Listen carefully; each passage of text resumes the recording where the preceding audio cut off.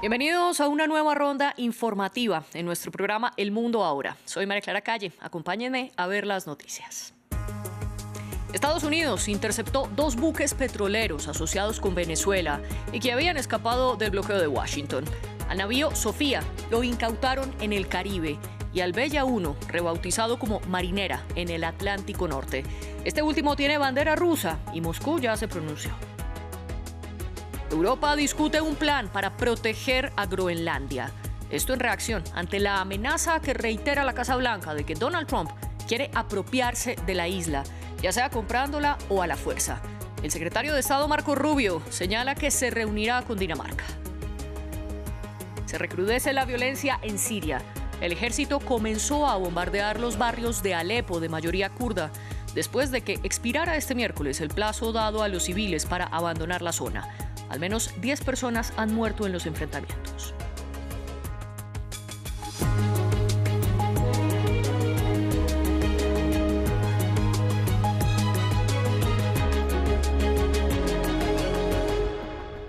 Iniciamos con la noticia central. El ejército de Estados Unidos abordó e incautó un buque petrolero en el Atlántico Norte, a 200 kilómetros de las costas de Islandia.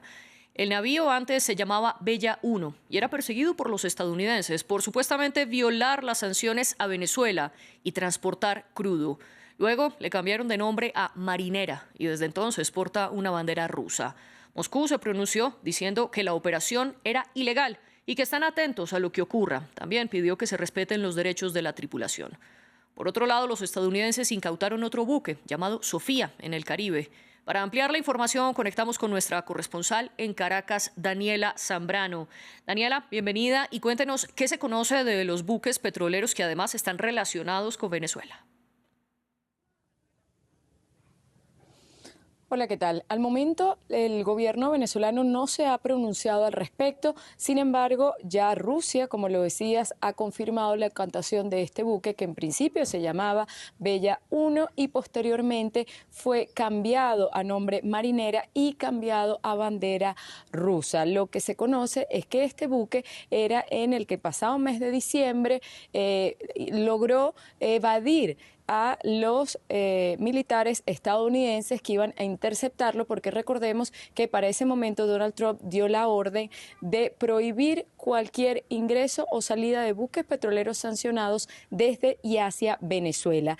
Desde diciembre, los militares norteamericanos estaban tras este buque que finalmente fue incautado. Venezuela guarda silencio, sin embargo, como lo decía anteriormente, Rusia se ha pronunciado y la Cancillería ha exigido un trato humano y digno a los ciudadanos a bordo de este buque incautado. El otro buque se trataría de nombre Sofía, fue en el Caribe, a diferencia del primero que fue en el Atlántico. Esta información la dio a conocer el Comando Europeo de Estados Unidos, pero repito, al momento la presidenta encargada, Delcy Rodríguez, quien además para ese momento, cuando era vicepresidenta, también tenía la cartera de hidrocarburos, no se ha pronunciado al respecto. Recordemos que Estados Unidos mantiene un bloqueo y solo está permitido el transporte de petróleo autorizado por Estados Unidos de los buques que no estén sancionados por esta administración, porque teníamos conocimiento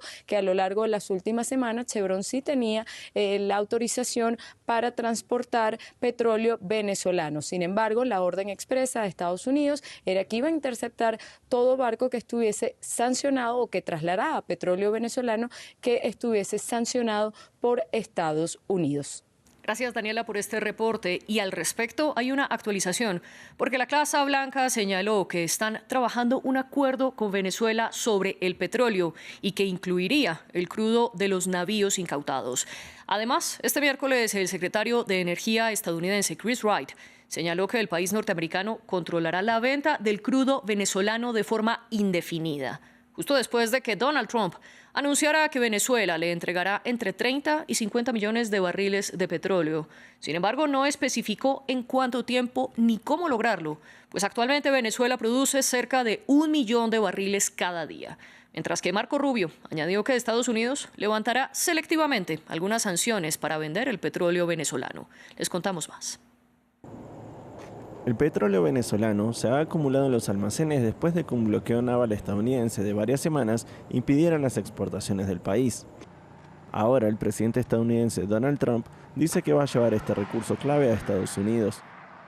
Me complace anunciar que las autoridades provisionales de Venezuela entregarán entre 30 y 50 millones de barriles de petróleo sancionado de alta calidad a los Estados Unidos de América. Este petróleo se venderá a su precio de mercado y ese dinero será controlado por mí, como presidente de los Estados Unidos de América, para garantizar que se utilice en beneficio del pueblo de Venezuela y de los Estados Unidos. La medida provocó indignación en China, el mayor comprador de petróleo venezolano hasta el bloqueo del mes pasado.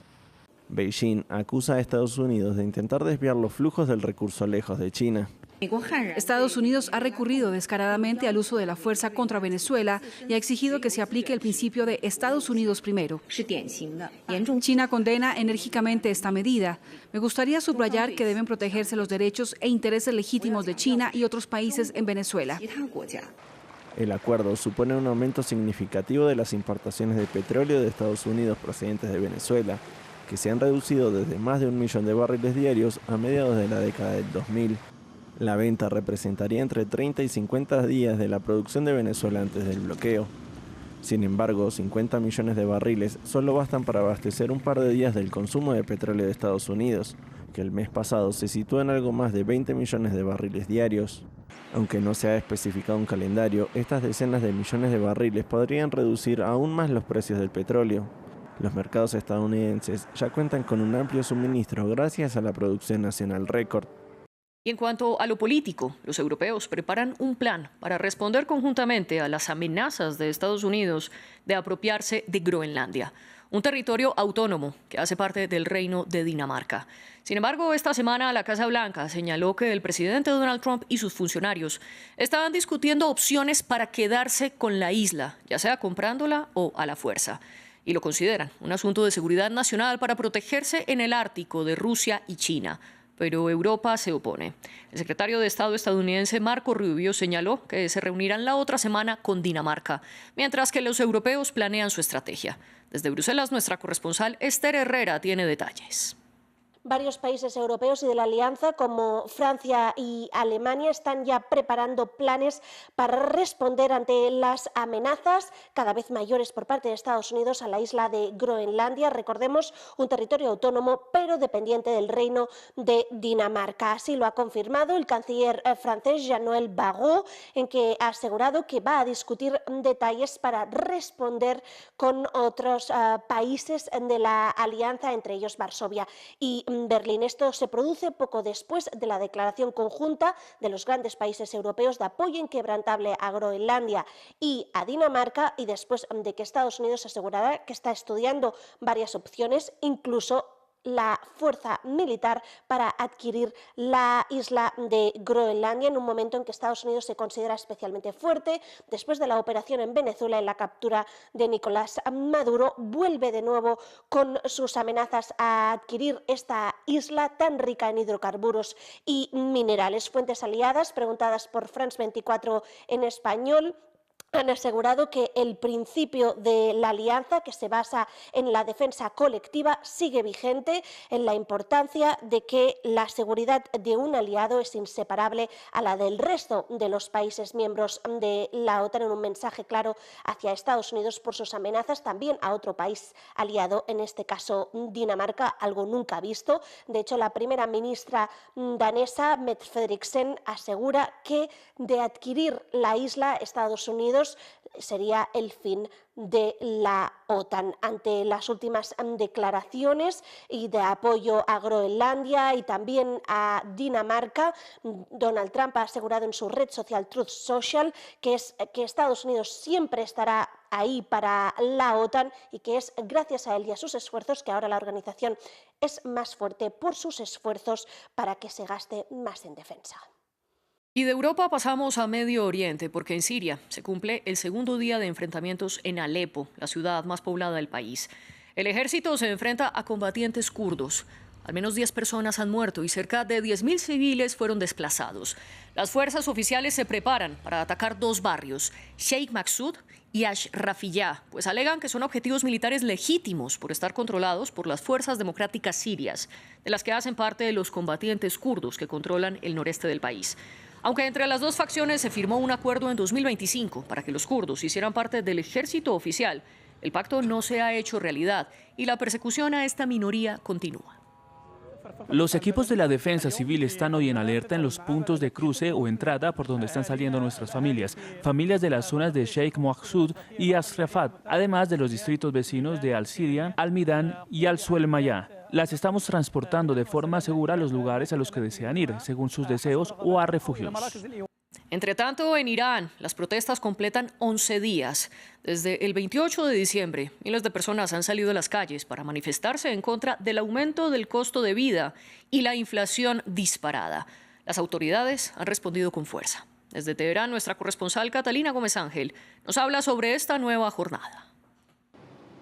Este es el día número 11 de que comenzaron las protestas en un centro comercial que vende mayoritariamente celulares en el centro de Teherán, no muy lejos donde nos encontramos. Y es una jornada especial porque prosigue a las mayores demostraciones que se han visto en Teherán en el día de ayer, especialmente en ese gran bazar de Teherán considerado el corazón económico del país, que por décadas apoyó fuertemente a la República Islámica. Allí vimos cómo las fuerzas de seguridad del Estado disuadían a quienes habían salido a protestar tirando gases lacrimógenos y se vieron imágenes bastante fuertes en este bazar. Lo que se vio hoy fue que estaba completamente cerrado, solamente algunos locales estaban abiertos y esto es una imagen especialmente atípica en este país donde este bazar, si bien cierra, por ejemplo, en días religiosos, sí los bazaríes suelen caminar por el lugar y realizar demostraciones religiosas. Sin embargo, hoy estaba absolutamente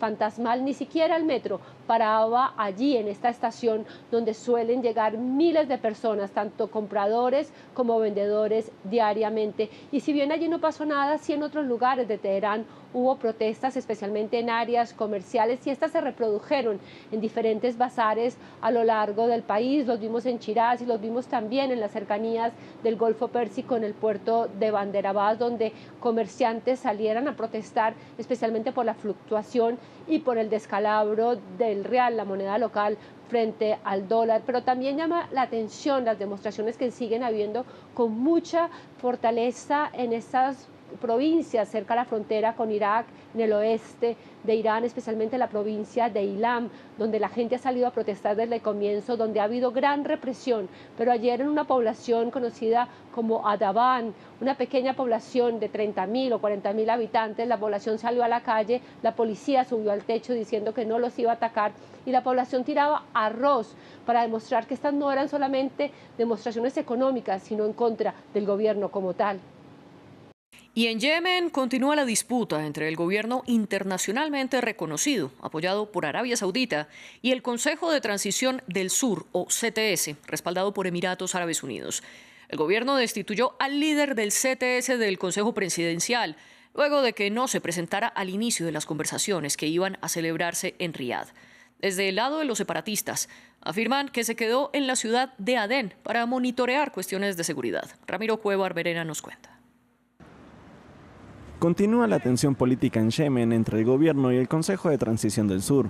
El jefe de los separatistas del sur yemení, Aidarus al-Zubaydi, se ausentó en el inicio de las conversaciones que las partes iban a tener en Riad.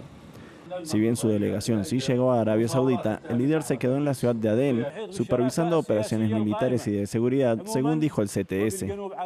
Tras una reunión de emergencia, el gobierno de Yemen destituyó a al-Zubaydi de su puesto en el Consejo Presidencial. Además, lo remitió al fiscal público por cargos que incluyen alta traición. En un comunicado enumeraron las acusaciones. El mayor general Aidarus bin Qasim al-Zubaydi ha abusado de la justa causa del sur, la explotó para cometer graves violaciones contra civiles en las gobernaciones del sur y dañó la posición política de la República de Yemen, la situación económica y política, el ataque a la Constitución y las autoridades constitucionales, la obstrucción de los esfuerzos del Estado para enfrentar el golpe y la rebelión y la instigación de la lucha interna que lideró hacia una rebelión militar, junto con las graves violaciones que que cometió contra ciudadanos inocentes. La crisis política explotó hace un mes cuando el CTS, respaldado por Emiratos Árabes Unidos, desplegó hombres armados para controlar el sur del país. Por su parte, el gobierno internacionalmente reconocido, cuya coalición incluye al CTS desde 2017, son apoyados por Arabia Saudita. Hace una semana, Riad incluso lanzó un bombardeo contra un puerto en el sur de Yemen a un presunto envío de armas emiratíes.